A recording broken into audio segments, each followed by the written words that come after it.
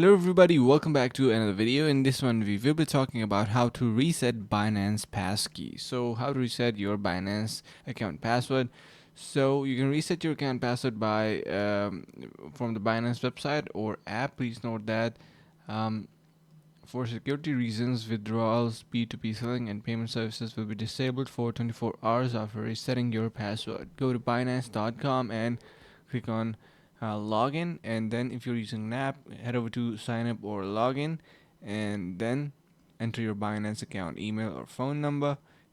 If you have enabled passkeys for your account, you will be asked to verify your passkey and click on cancel and choose my passkey not available.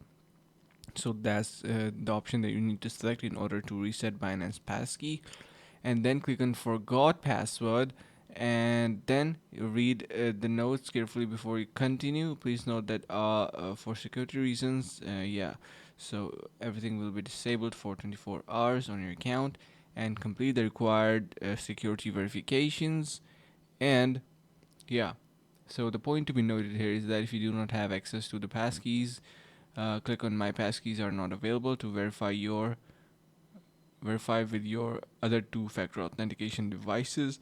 If you cannot